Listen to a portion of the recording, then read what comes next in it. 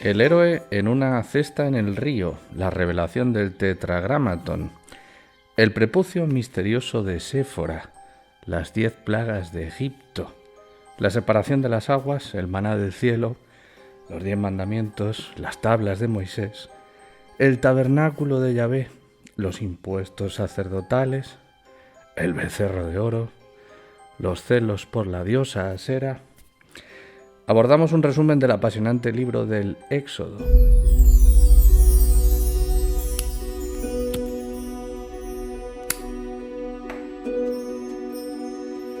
El libro de Éxodo es uno de los más complejos y atractivos de la Biblia hebrea, en el que confluyen muchas capas literarias y diversas fuentes tradicionales, algunas contradictorias entre sí, que dan una idea de lo difícil que debió resultar fijar ese texto que conocemos hoy y los desafíos a los que debieron enfrentarse los autores.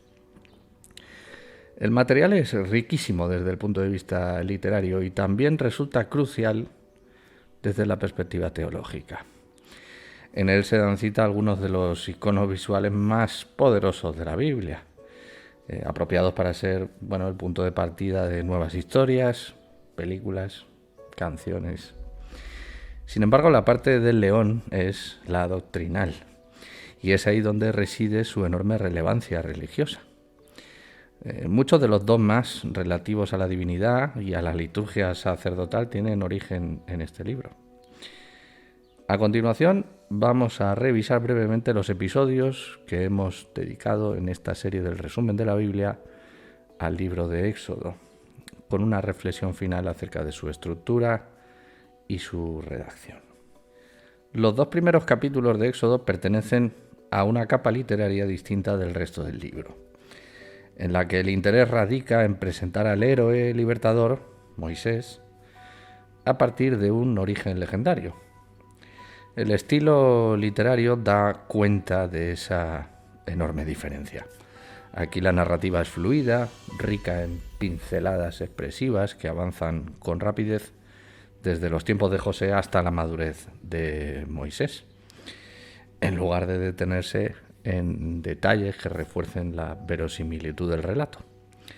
El texto pone énfasis en iconos visuales más propios de la fábula, que ayudan a describir la heroicidad del personaje, pues de forma simbólica, para enaltecer su valor posterior en la historia. La maldad del faraón, la canasta de papiro, la nueva etimología hebrea de su nombre, el asesinato del egipcio, la intermediación en Madián, son dibujos de gran fuerza expresiva enlazados con una economía literaria maravillosa. Se fijan con facilidad en nuestra memoria, ¿verdad? Sin que la ausencia de justificaciones internas empañe la finalidad narrativa, como sucede en los buenos cuentos. De hecho, me inclino a pensar que la intención del autor no era ofrecer un retrato histórico de Moisés, sino un origen legendario hermoso para su protagonista, y que así debieron entenderlo los lectores de su tiempo. En contraste con otros pasajes de Éxodo, aquí no aparece Yahvé, ni encontramos instrucciones sacerdotales que interrumpan la fluidez del relato. Junto a la diferencia de estilo, esta es una característica que evidencia con claridad la naturaleza distinta de esta capa literaria. La ausencia de los nombres de sus padres, que se introducirán en la historia posteriormente con otra estructura narrativa, ayuda a entender que este fragmento funciona como una introducción independiente dentro de la historia de Éxodo. En esa línea, los nombres del faraón y de su hija, madre adoptiva de Moisés, también se omiten. Una muestra más del espíritu legendario del pasaje. Cerca del final, el nombre del suegro de Moisés aparece como Reuel, que en el resto del Éxodo será llamado Jetro. Esa pequeña perla descubre las dificultades que debió tener el redactor definitivo para hilvanar 2 tradiciones textuales tan diferentes. El pasaje nos deja un origen legendario de Moisés demasiado parecido al de Sargón de Akkad, posiblemente un arquetipo heroico muy popular y compartido no solo en esa región. Bueno, un retrato muy sencillo, pero potente, en el que destaca su origen levítico y endogámico, su resolución para matar y su carácter protector del pueblo hebreo. Cualidades óptimas para ser elegido como líder del grupo.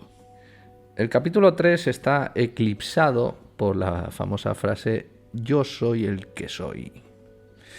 En nuestro episodio 18 abordamos no solo ese aspecto tan relevante, sino también el interés del nombre del suegro, que pasa a llamarse Yetro en lugar de Reuel. También destacamos la locución heme aquí, característica de algunos pasajes de Génesis y de 1 Samuel, pero no de Éxodo. La oportuna confusión de los nombres divinos Yahvé y Elohim, que por lo común suelen aparecer en pasajes distintos, o el temor de mirar a la cara a Yahvé, en contraste con la familiaridad con que los antepasados de Moisés no solo miraban a Yahvé, sino que almorzaban con él o incluso llegaban a las manos.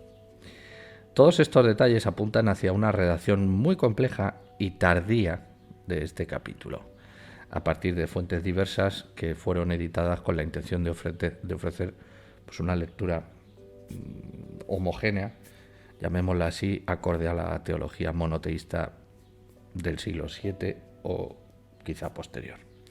Pero bueno, en cualquier caso, el fragmento de "Yo soy el que soy" es el más explícito de todo ello. Parece que confluyen dos textos. Vamos a verlo. Éxodo 3, 14 y 15. Así dirás a los hijos de Israel: Yo soy, me envió a vosotros. Así dirás a los hijos de Israel: Yahvé, el Elohim de vuestros padres, me envió a vosotros. He cogido este fragmento, estos trocitos, para entenderlo, para entender esa costura que invita a ser escéptico sobre la conclusión teológica que relaciona la raíz semítica del tetragramatón con el verbo ser. A mi juicio, como expliqué entonces, es una anomalía literaria carente de interés. Lo que sí tiene interés es observar cómo esta capa literaria presenta a Yahvé, su nombre o su apariencia, como novedades en la historia, en las que su rostro no puede ser visto, su nombre no puede ser pronunciado y su presencia causa temor. El Elohim de Abraham era todo lo contrario, explícito, tangible, cercano, pronunciable. Esta nueva perspectiva de Éxodo nos permite establecer una clave de lectura más esclarecedora acerca de los intereses del autor, que a lo largo de Éxodo se esforzará por establecer un conjunto de normas sacerdotales muy rigurosas, mientras va alejando la figura de Yahvé cada vez más arriba, más lejos del pueblo. El capítulo 4 funciona como nexo entre la elección de Moisés y las plagas de Egipto, que fueron amenazadas al final del capítulo anterior. Se justifica cómo Moisés toma el liderazgo del pueblo hebreo mediante el ejercicio de 3 artificios mágicos que le enseña Yahvé, los cuales no brillan por su utilidad, como convertir la vara en serpiente, pero sí resultan pues muy convincentes. Éxodo 4, 30, 31.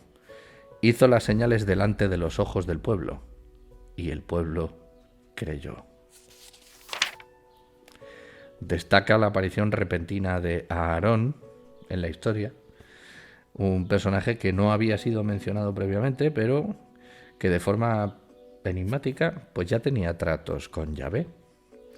Esta irrupción injustificada de Aarón, leída en paralelo con el resto de sus intervenciones en la trama, hacen sospechar que la historia de Aarón quizá provenga de una fuente tradicional independiente de la historia de Moisés y que fueron fundidas en el relato de Éxodo en una edición más tardía. Sin embargo, el destello literario más relevante del pasaje radica en los versículos 24 al 26, donde Séfora ejecuta un ritual de circuncisión en unas circunstancias muy peligrosas. El fragmento va encabezado con la locución "y aconteció", que, como ya sabes, suele preceder a un fragmento insertado en el texto sin relación con la trama. Se trata sin duda de uno de los pasajes más enigmáticos donde al parecer Yahvé pretendía matar a Moisés por no haber circuncidado a su hijo. Y Séfora lo resolvió en el último momento con una piedra afilada y un ritual cuyo significado continúa siendo misterioso, cortándole el prepucio y restregándoselo por el pene. Tan es así que dedicamos un ensayo temático al respecto. Séfora y el prepucio se llamaba, que puedes ver interpretado pues aquí en este canal. El capítulo 5 en el capítulo 5 se prepara al lector en favor de los hebreos, aludiendo a la maldad del faraón, que no les permite ir al desierto para hacer sus rituales a Yahvé, sino que endurece su carga de trabajo. Vaya. La estrategia sirve con eficacia para preparar el terreno a las plagas. El capítulo 6, en cambio, pertenece a otra capa literaria en la que se olvida momentáneamente la trama de las plagas y se explica la genealogía de Moisés y su relación con Aarón, en una narración que nos parece inconexa y demasiado forzada. La forma en la que está redactado y su ubicación en la historia invitan a sospechar los esfuerzos editoriales del autor por unificar distintas tradiciones, lo cual voy a repetir muchas veces, me temo. No en vano, las primeras plagas las induce a Aarón con ayuda de la vara, utilizando los recursos mágicos que Yahvé le había enseñado a Moisés, lo cual resulta pues muy llamativo. Sea como fuere, las plagas se suceden sin provocar el arrepentimiento del faraón, porque Yahvé insiste una y otra vez en endurecerle el corazón para poder desplegar así su enorme poder destructivo a la vista de todos. Aquí el texto presenta una dicotomía muy incómoda para los lectores, claro. Por un lado, el poder de Yahvé será el causante de la liberación de los hebreos. Pero por otra parte, también es el causante de su sufrimiento, manipulando la voluntad del faraón para que siga oprimiendo al pueblo. La lectura que deja el texto, pues, no es la de un ser divino y benevolente que desea salvar a su pueblo elegido de la opresión, sino la de un ser muy poderoso que manipula las circunstancias para que su pueblo sea cruelmente oprimido y así, después de comprobar sus enormes capacidades destructivas, crea en él. Sospecho que esa no debió ser la intención del autor, sino que se dejó llevar por la narración fantástica de las plagas y el despliegue de maravillas divinas. Pero puedo estar equivocado, porque en otros pasajes el autor no duda en atribuirle a Yahvé las calamidades que sufre el pueblo a causa de no creer en él lo bastante. Bueno, la intención está expresada con vehemencia varias veces, para que entiendas que no hay otro como yo en toda la tierra, dice, o por ejemplo, para mostrar entre ellos estas mis señales, para que cuentes a tus hijos y a tus nietos las cosas que yo hice en Egipto, para que sepáis que yo soy Yahvé. Bueno, después de 9 angustiosas y devastadoras plagas y de amenazar una última y antológica con la que matará a todos los primogénitos de Egipto, tanto de hombres como de animales, el texto intercala un pasaje puramente sacerdotal donde Yahvé ordena cómo deberá celebrarse el ritual de la Pascua hebrea con todo detalle. Se trata de un fragmento literariamente insólito, donde se prescribe un rito antes de que suceda el hecho que servirá de símbolo ritual. No conozco otro ejemplo tan artificial de construcción mítica. Tal cosa pone en evidencia, sin lugar a dudas, que el ritual estaba completamente institucionalizado en el momento de redacción del pasaje, y que fue el ingenio del autor quien trató de adaptar el origen mítico a sus intereses doctrinales, pasando por alto una descripción literaria que justificase pues, los pintorescos protocolos litúrgicos que nada tienen que ver con la historia de las plagas. Sea como fuere, Yahvé ejecutó la matanza y los hebreos pudieron finalmente huir liderados por Moisés, poniendo el énfasis en que esa y no otra fue la causa del ritual primaveral de muerte y renacimiento. Los capítulos 13 al 15 tienen también un marcado enfoque sacerdotal, en el que destacan dos aspectos narrativos: la obligación de sacrificar todos los primogénitos a Yahvé y la muerte definitiva del ejército egipcio mediante el prodigio de las aguas del Mar Rojo. El primero de los temas es el más importante para el autor, la cuestión doctrinal. El texto no deja lugar para las dudas. Éxodo 13:12. Dedicarás a Yahvé todo aquel que abriere matriz, y asimismo todo primer nacido de tus animales. Los machos serán de Yahvé. Resulta obvio y un tanto espeluznante la claridad con la que se expresa.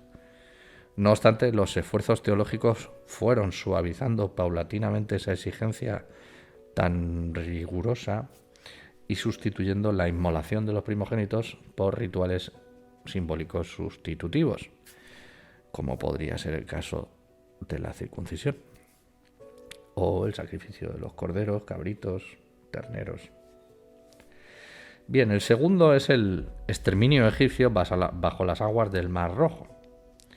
Ya comentamos en su momento que la traducción más apropiada del hebreo es lago de juncos o algo similar, y que la asociación con el Mar Rojo es una mala interpretación de la Septuaginta, o tiene ahí su origen.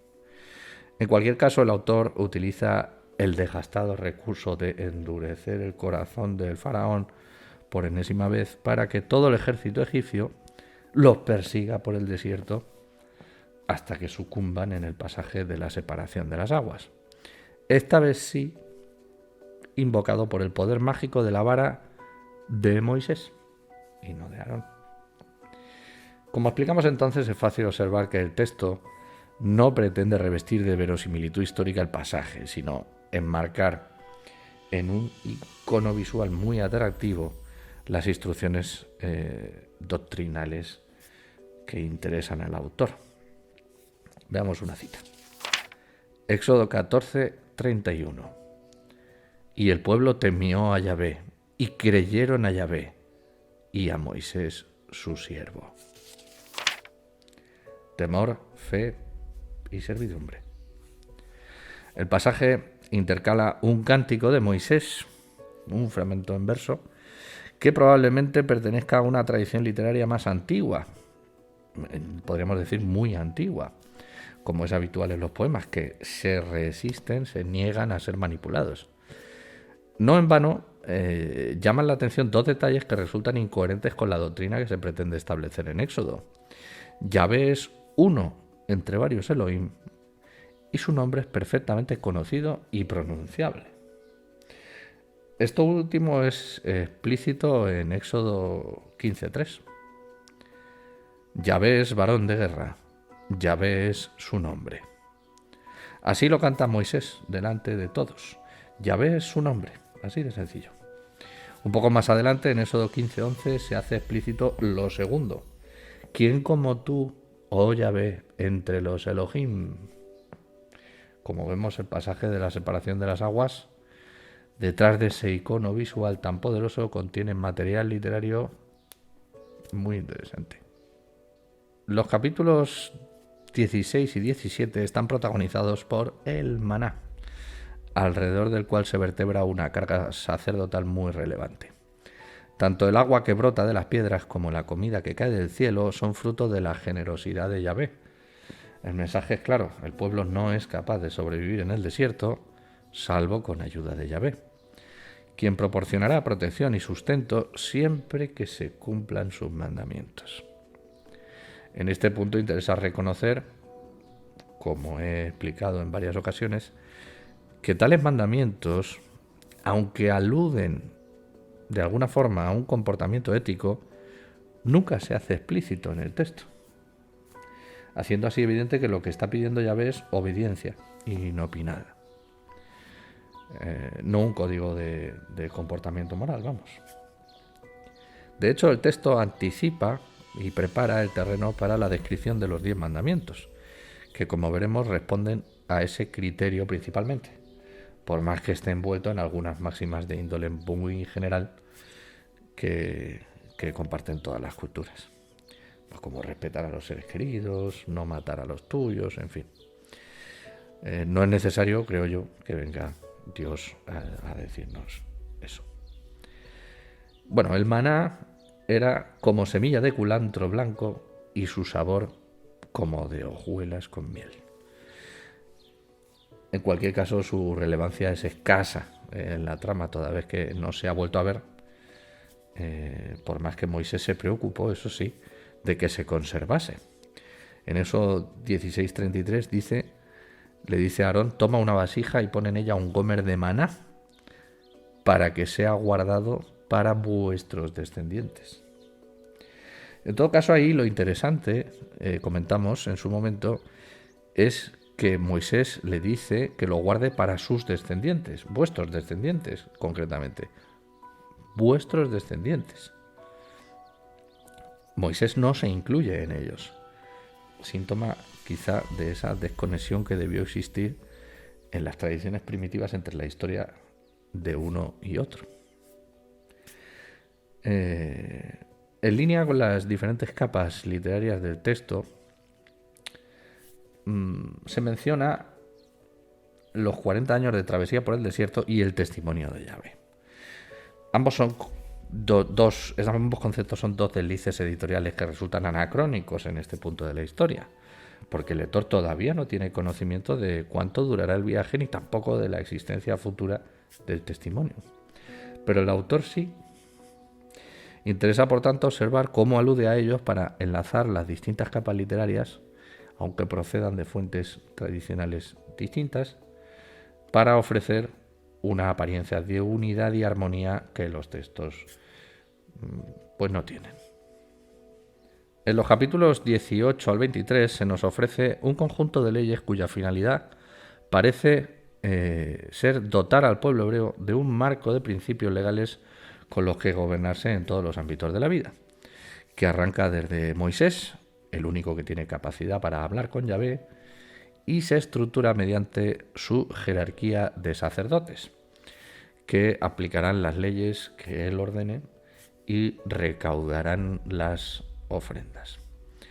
Es imprescindible, por tanto, que el culto a Yahvé sea el único permitido, para que el líder y sus jefes pues no pierdan su poder.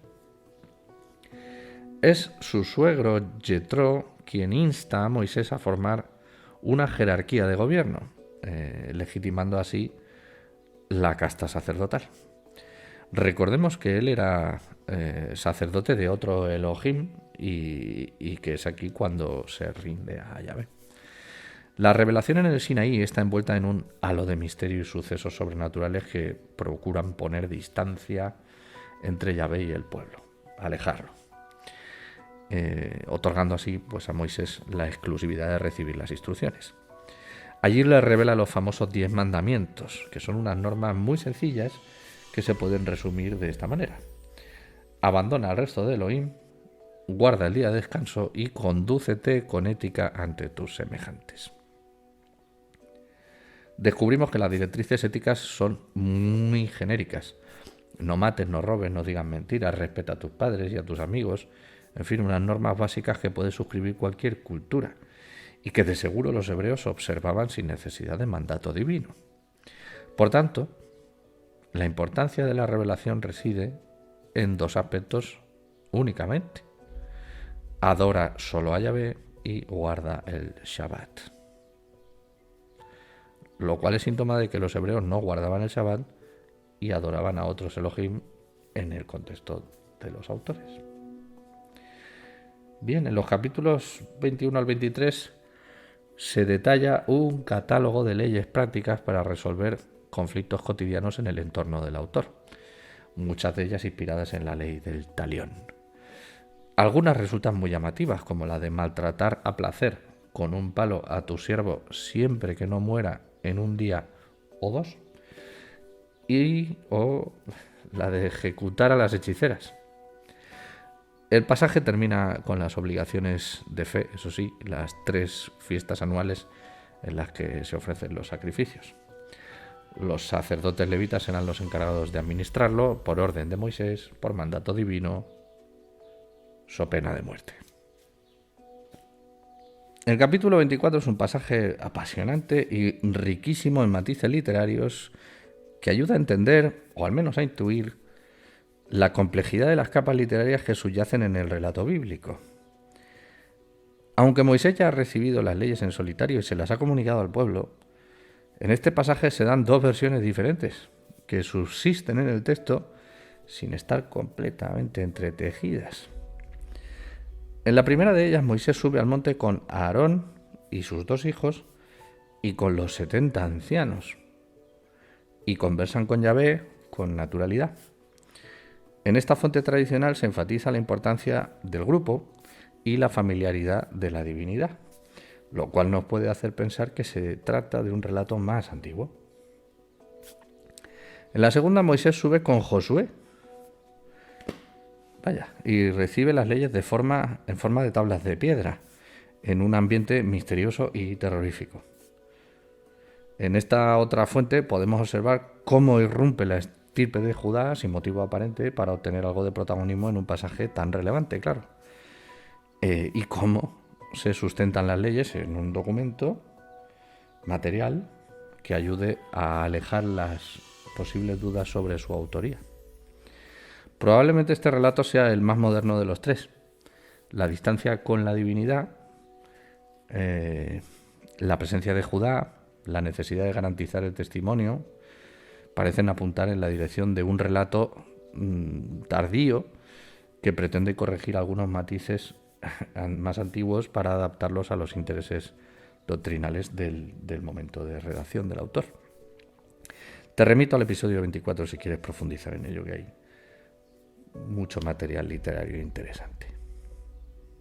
Bien, en los capítulos 25 al 31 se narran los detalles constructivos de la residencia de Yahvé, un fabuloso tabernáculo portátil que construirán los hebreos de acuerdo a unos moldes que Yahvé le enseña a Moisés en el monte Sinaí.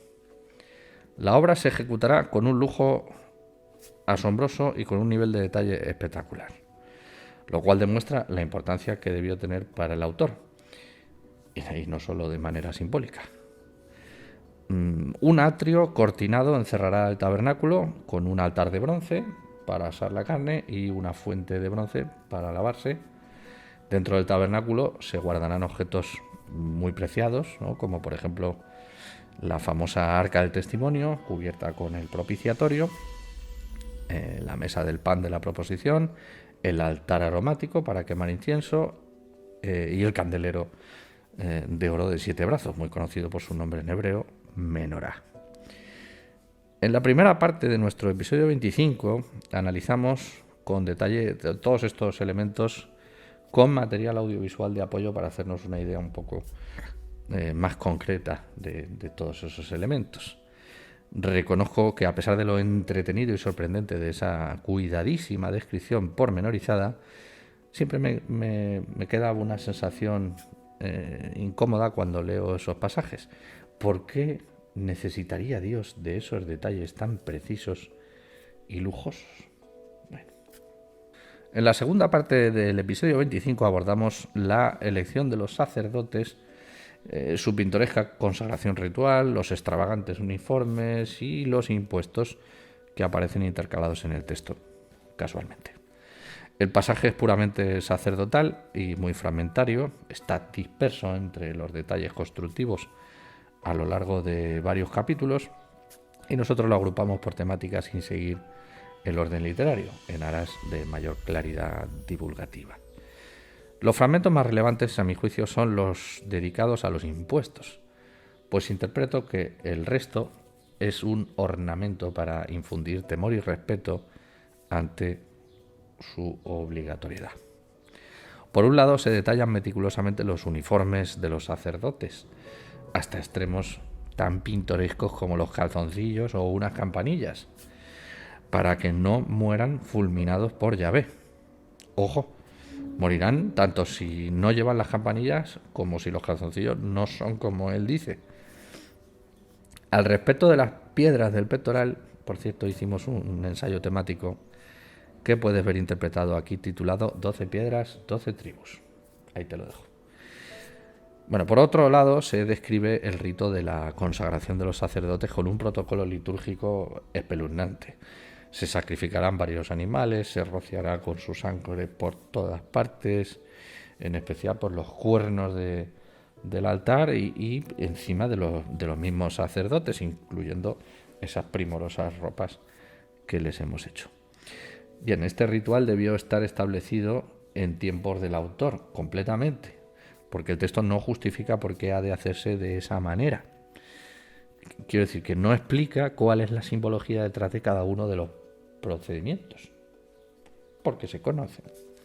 También debió ser muy relevante porque en Levítico 8 se repite igual, lo mismo. Bueno, sin embargo, lo más interesante, como decía, son los impuestos. Por ejemplo, a perpetuidad se deben ofrecer todos los días 2 corderos a los sacerdotes. Esto viene intercalado en la narración de forma forzada y se puede ver de qué manera si lo comparamos con la misma descripción que se hace de esto en Números 28.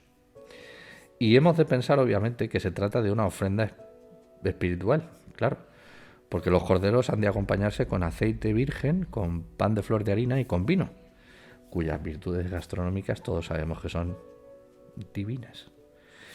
En esa misma línea se concreta el medio ciclo que tendrán que pagar todos por el rescate, es decir, para no morir en ofrenda a Yahvé, en holocausto. Sobra explicar con qué interés lo recaudarán los sacerdotes, ¿verdad? En conclusión, aunque quizá una lectura superficial pueda hacernos pensar que se nos describe el tabernáculo y los protocolos litúrgicos, nos queda la sensación de que la intención del autor se centra en el señalamiento de los levitas como sacerdotes privilegiados y perpetuos, quienes tendrán la exclusividad de ser los custodios del testimonio de Yahvé y los únicos capaces de comunicarse con él, quienes disfrutarán del lujo del tabernáculo y de los impuestos por todas sus generaciones. En el capítulo 32 se intercala un pasaje extraordinario y ajeno al núcleo narrativo del tabernáculo y los sacerdotes, el famoso pasaje del becerro de oro, en el que el pueblo hebreo, ante la ausencia de Moisés, forja un becerro de oro por orden de Aarón. Lo más curioso es que Aarón dijo: mañana será fiesta para Yahvé. Es decir, que la imagen representaba de algún modo a Yahvé. Como explicamos en nuestro episodio 26, el pasaje no es imprescindible para continuar la historia, y de hecho se presenta en analepsis, como un recuerdo de lo que sucedió mientras Moisés estaba en el monte. A nuestro juicio se trata de una capa literaria distinta, quizá unida a la tercera de las subidas al monte de Moisés, por la sincronía de las tablas de piedra. En nuestro resumen apuntamos diversos aspectos que ayudan a intuir la complejidad de estas capas narrativas y a sospechar que la historia de las tablas de la ley no pertenece al núcleo primitivo de Éxodo, sino a la historia del Deuteronomio. La habitual muletilla "y aconteció que cuando llegó al campamento", apoya esta hipótesis. Sea como fuere, el pasaje deja un gusto amargo al leer la matanza de 3.000 parientes a filo de espada, ante cuyo sufrimiento Moisés deja claro que no hay que tener misericordia. Matad cada uno a su hermano y a su amigo y a su pariente. La maldad de hacer un becerro de oro en honor a Yahvé y bailar alrededor no podía quedar sin un castigo ejemplar. Te recuerdo que para más detalles sobre este tema, si te interesa, además de este episodio 26, puedes ver el ensayo temático que se titula Yahvé, Baal y el becerro de oro en este mismo canal. Bien, y en línea con el pasaje de Éxodo 32, en Éxodo 33 aparece un pasaje que tampoco guarda relación con la trama nuclear del tabernáculo y los protocolos sacerdotales. Llamo protocolos sacerdotales para englobar toda esa parte del sacerdocio. Se trata de un fragmento en el que se procura alejar la figura de Yahvé del alcance del pueblo, algo que veníamos intuyendo de más atrás. Primero se repite la promesa de la tierra de Canaán, que les será entregada a los hebreos si obedecen a Yahvé, si no, no. En segundo lugar, se introduce la figura del mensajero, Malak, que guiará al pueblo en su viaje en lugar de ser el propio Yahvé quien lo haga. En segundo lugar, se advierte que Yahvé no se elevará dentro del pueblo para no marchitarlo, porque es de dura cerviz, es decir, porque todavía no tiene la suficiente fe en Yahvé. Y finalmente se amenaza con la muerte a quien vea su rostro. No me verá hombre y vivirá. Como podemos observar, la narración no tiene continuidad con el núcleo argumental del tabernáculo y todo eso, que abarca desde Éxodo 19 hasta el final, hasta 40, más o menos. Sin embargo, está bien intercalado aquí desde una perspectiva doctrinal, con el fin de alejar la figura de Yahvé y convertirla en una divinidad pues inaccesible para el pueblo. Para que esto funcione, claro, sin que el pueblo pierda la fe, es necesario consolidar la imagen de un líder incuestionable que sirva de enlace con Yahvé, y ese es Moisés. El texto hace explícito que él sí puede hablar con Yahvé en la intimidad y con confianza, como hace uno con un compañero. Así pues, este pasaje de Éxodo 33 insiste en lo inaccesible de Yahvé, enfatizando que solo la fe ciega en su palabra, obtenida a través de los sacerdotes, mantiene la esperanza de una prosperidad inefable, una tierra de la que fluye comida en abundancia sin necesidad de esfuerzo. Sin embargo, esta nueva perspectiva divina contrasta profundamente con la descripción previa que teníamos, que era un Elohim familiar con el que se podía uno sentar a la mesa y conversar, aunque tuviese a veces un carácter fácilmente irritable. Abraham, por ejemplo, almuerza con él, Jacob lucha con él, además de estar con él, Moisés, Aarón, Nadab, Abiú y los 70 ancianos comen con él. Al parecer esto forma parte de una capa literaria pues, que necesitaba ser adaptada a los nuevos tiempos. ¿No te parece? Y bien, en este contexto sacerdotal, que repite con insistencia la necesidad de someter a Yahvé, de someterse todos a Yahvé, someter cualquier voluntad, y la obligación de pagar impuestos a los sacerdotes, pues en todo ese contexto se intercala el capítulo 34, que igual que los dos anteriores, no pertenece a ese núcleo narrativo. En él aparece por primera vez Asera en la Biblia, o Asherá, o como se quiera pronunciar.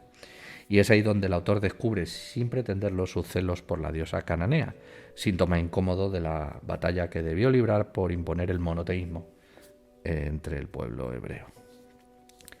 El pasaje se articula en 4 partes heterogéneas, como es habitual pues, en este tipo de fragmentos de la Torá que han sido ahí forzados con intención sacerdotal, con la intención de recordar y enfatizar algunos aspectos de la fe que son cruciales para la casta sacerdotal. Claro. Por un lado, Yahvé renueva su pacto con Israel y hará las tablas de la ley una vez más, haciendo una descripción del personaje insólita, con epítetos como piadoso, tardo para la ira y misericordioso, profundamente contradictorios con la narración previa. La intención, claro, es justificar su bondad con quienes le obedezcan y los demás no. Como dice el texto, apresurándose, bajó la cabeza hacia el suelo y adoró. Esto hizo Moisés. Por otro, se insiste en no hacer dioses de fundición, concretándose de forma inesperada en la figura de la diosa cananea Asera, cuyo culto pues, debía estar, por tanto, muy extendido todavía entre los israelitas en el momento de la redacción del texto. Es esta quizá la parte más atractiva del pasaje, al menos para mí, que da cuenta de los desafíos teológicos a los que se debió enfrentar el autor. También se insiste en el protocolo de las 3 fiestas anuales, que ya son muy bien conocidas, pero nunca será bastante la insistencia, porque no hay cosa más importante para la doctrina sacerdotal que ofrecer las primicias 3 veces al año y que nadie se presente con las manos vacías. Bien, y por último, se hace una nueva entrega de las tablas de la ley, después de 40 días y 40 noches, igual que la vez anterior. En este caso se describe un símbolo que aleja todavía más a la divinidad del pueblo, esta vez alejando también al líder, mediante la metáfora que subyace en el hecho de ocultar el rostro a los demás, como hace Yahvé en el capítulo anterior. En este caso Yahvé, Moisés, también se pondrá un velo para que nadie le vea. Así pues, aunque el pasaje puede ser en apariencia superfluo y redundante, tiene una enorme fuerza sacerdotal que le sirve al autor para enfatizar algunos de los aspectos principales de su doctrina: la lejanía de la divinidad, la necesidad de acabar con el culto a otros dioses, en especial a Asera, la obediencia a los sacerdotes y la obligación de cumplir con los impuestos. Bien, el episodio 29 de nuestro resumen lo dedicamos en exclusiva a tratar un fragmento muy breve, creo que es el más breve de todos los que hemos hecho, ¿no? Solo 3 versículos, los 3 primeros del capítulo 35. ¿Por qué? Pues porque tienen una enorme relevancia para la filología bíblica, a mi entender.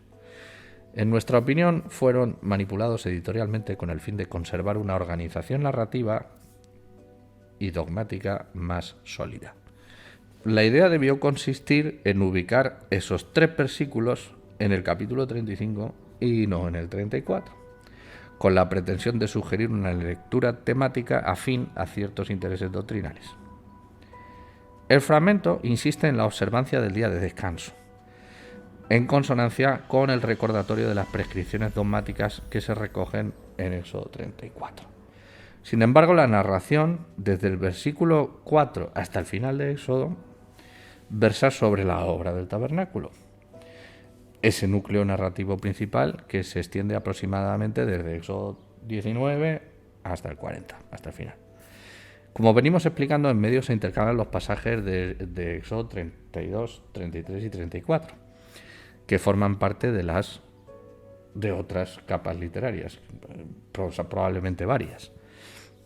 Bien, pues yo creo que estos versículos pertenecen al contexto de Éxodo 34, pero fueron ubicados al principio de Éxodo 35 para forzar una falsa sensación de continuidad argumental que de otro modo habría quedado en evidencia. Bien, este caso no es único en esta obra, lo cual pone de manifiesto que los transmisores de la Biblia hebrea eran conscientes de las diferentes capas literarias del texto y escogieron una estrategia editorial interesada, consistente en maquillar la tensión narrativa esa que se produce en los cambios bruscos de temática para dar una falsa sensación de continuidad textual. Esta decisión, a mi juicio, no fue ingenua, sino impulsada por el afán de conservar la autoridad de ciertas doctrinas ideológicas. Y lo dejamos ahí, para más detalles en nuestro episodio. Y bien, la última parte de Éxodo comprende los capítulos del 35 al 40, si descontamos los 3 primeros versículos. En ella se ejecuta la obra del tabernáculo prácticamente en los mismos términos en los que se anunció, dejando pues un pasaje ciertamente aburrido desde el punto de vista literario. Pero esa repetición textual tan abrumadora nos puede dar una idea de la importancia sacerdotal que debió tener todo ello en el momento de redacción. En nuestro episodio 30 analizamos solamente algunos aspectos que merecían atención, al margen de la repetición en sí, que era lo mismo. Los más interesantes quizá fueron la descripción del presupuesto de toda la obra, y la sospecha de que Yahvé no hubiese ordenado acometerla. En cuanto al presupuesto, el texto detalla una cantidad asombrosa de metales preciosos, unas 10 toneladas, que se dice pronto, además de otros materiales muy lujosos. Bien, pese a que pueda parecer una cantidad increíble, no es inverosímil desde el punto de vista del peso o del valor. Suponen apenas unos gramos por persona si aceptamos las cifras que da el libro. El relato de Éxodo puede quizás ser inverosímil desde muchos puntos de vista, pero en rigor este no es uno de ellos. Bueno, allí hablábamos en el resumen de todos los detalles del presupuesto. Y en cuanto a las dudas de que Yahvé hubiese ordenado todo aquello, el autor las expresa, sin pretenderlo, con una insistencia abrumadora para recordarnos que sí fue Yahvé. La frase como Yahvé lo había mandado a Moisés, o variantes de ellas, aparece 24 veces en apenas 6 capítulos, poniendo en evidencia que quizás sus lectores tuviesen dudas del origen de esas instrucciones tan extravagantes. No puedo llamarlo de otra manera. Bien, el libro termina con la caboz de Yahvé inundando el tabernáculo, cuyas posibles alusiones a una nave espacial procuramos reorientar en nuestro resumen. El símbolo es maravilloso. Después de tanto esfuerzo, aquí tenemos a Yahvé con nosotros, aunque inaccesible. Pero por suerte, la casta sacerdotal tiene trato directo con él. En conclusión, tenemos entre manos, un libro asombroso y sumamente complejo, para entretenerse con él una vida entera y no acabar. En apariencia, el núcleo narrativo cuenta cómo los israelitas esclavizados en Egipto son liberados por la intervención de Yahvé mediante el liderazgo de Moisés. Sin embargo, el cuerpo doctrinal ocupa la mayor parte del texto. Son las leyes, los protocolos, la liturgia, los impuestos, los que gobiernan la esencia del libro. No obstante, los autores supieron cristalizar en imágenes muy potentes, muy poderosas, las razones divinas que justifican todas esas creencias. La acción se sitúa alrededor del 1350 a.C., con un margen de un siglo aproximadamente arriba o abajo. Y la tradición más antigua sitúa la fecha de redacción en el mismo momento, por obra del protagonista, Moisés. Sin embargo, el núcleo principal de Éxodo debió escribirse en el siglo VII a.C., en tiempos del rey Josías, y terminar su redacción alrededor del siglo V, con la adición de diversas capas literarias, muchas de ellas de origen sacerdotal, claro, sin olvidar posibles retoques y manipulaciones en tiempos posteriores, y tampoco olvidar las dificultades obvias de su transmisión original. Eso no descarta en absoluto que algunos fragmentos sean más antiguos o que estén inspirados en fuentes tradicionales anteriores. Claro. Es por el momento imposible reconstruir el proceso literario completo, pero el análisis que hemos hecho durante estos episodios nos ayuda a entender las dificultades editoriales que debieron enfrentar sus autores, las preocupaciones espirituales de su momento y el interés doctrinal con que agarraron la pluma.